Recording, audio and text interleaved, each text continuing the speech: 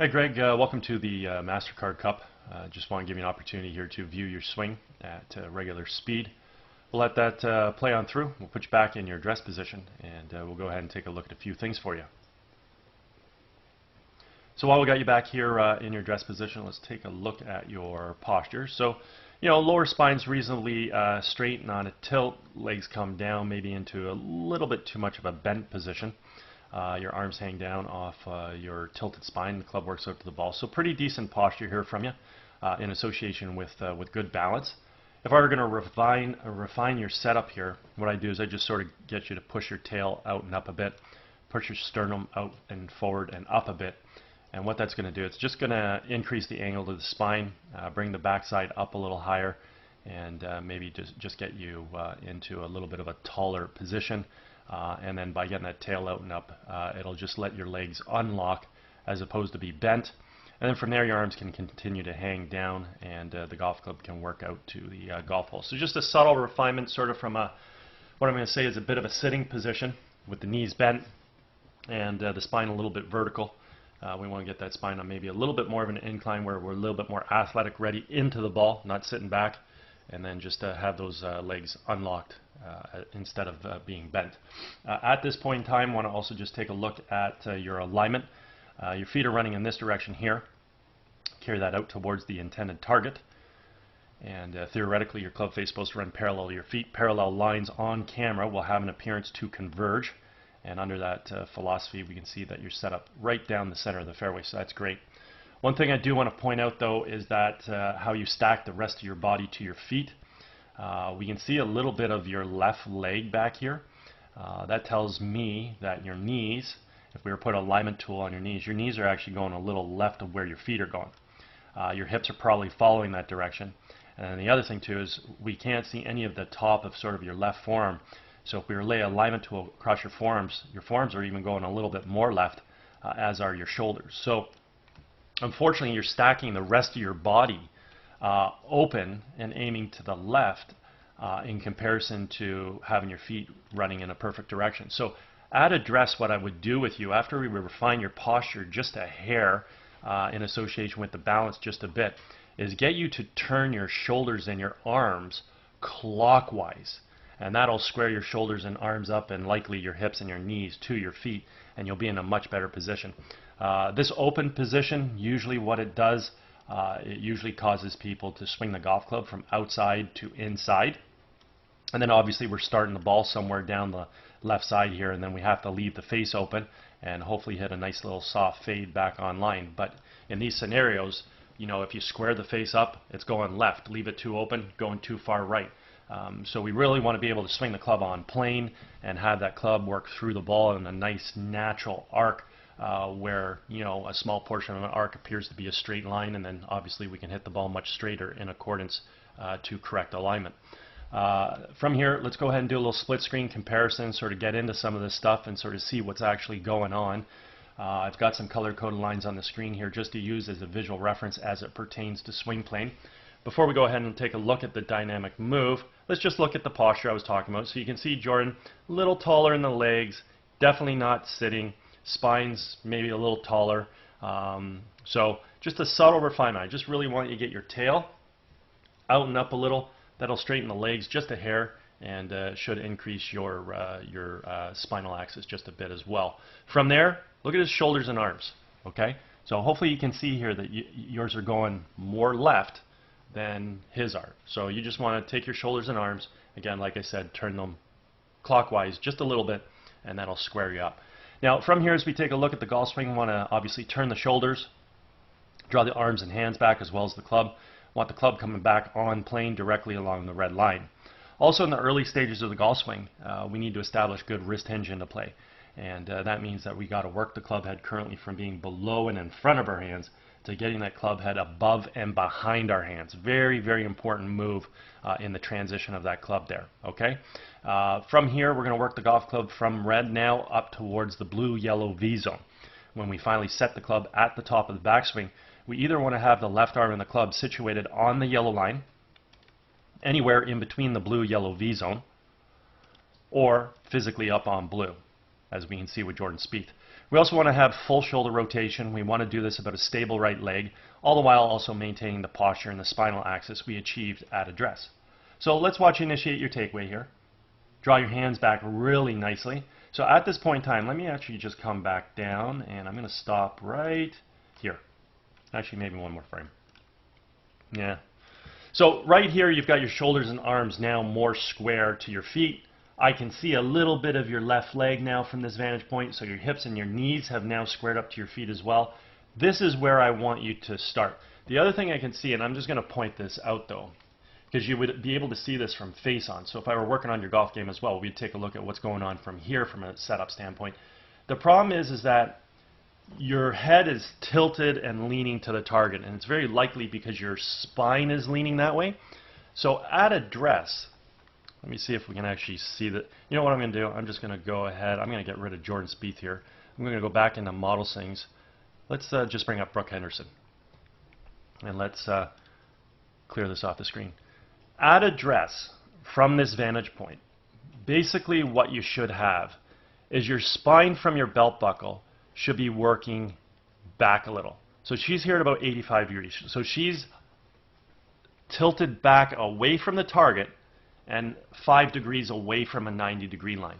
Well, what does that do? Well, it moves the head behind center, not just behind the ball, because obviously the ball is positioned forward up in the stance, right? So yeah, head's behind the ball, but the head's also behind center. So regardless of what club we're hitting, let's say we had a wedge in our hand and the ball should be in the middle, well, the head's still behind the ball, right? So if the ball was in the middle of her stance, her head's still behind the ball because her spine's tilted back. The other thing this does is it puts the shoulders on a nice incline.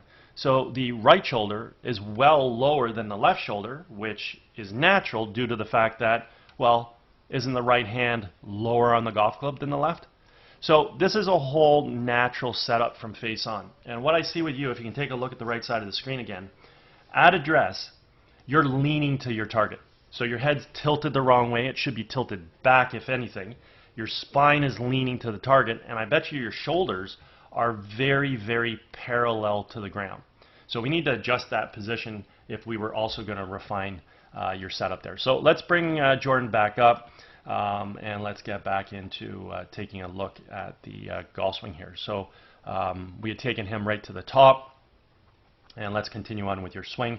So really what I was getting at here is that, you know, right about this position here, your arms, your hips, your knees are in a better position. Your shoulders and your head still really aren't there yet, but the reality is your club's already moved back about 1.5 feet, right? So I would like to see your arms in this position with the club behind the ball, and I also need you to take your sternum and tilt it away from the target. Not the ball, tilt your sternum away from the target, and turn your forehead, rotate it back to the right a little. Take the beak of your ball cap and turn it back to the right a little bit. And then your head and your shoulders will be in the right position. Okay? So anyways, as we keep on coming back here, regardless of that, your club's coming back on plane. Your hands are coming back beautifully. You're turning your shoulders. Club's in great position. We want to see it get above and behind the hands here. Let's see what happens.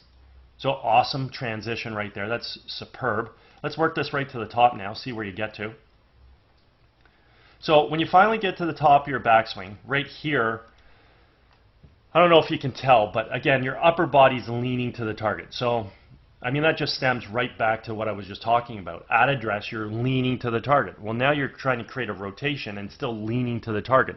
You're not physically rotating behind the golf ball, and your head's leaning to the target. Like, there's a different look here of your upper body, your shoulders, and your head in comparison to what we see with Jordan Spieth. Okay? So, you don't have full rotation. You got a nice stable right side. You execute this off of very nice posture and maintain your spinal axis that you achieved at address, so that's great. Your arms are a little bit sort of out in front of you, but more so the club's a bit distorted because it's laid off. It's pointed too far to the left.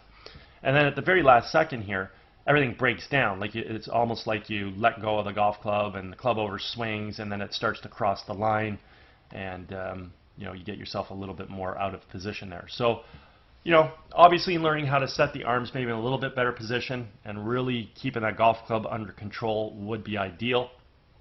And So from here, now we want to create our transition back into the ball. Looking at the left side of the screen, well, we want to move our weight from our right foot to our left.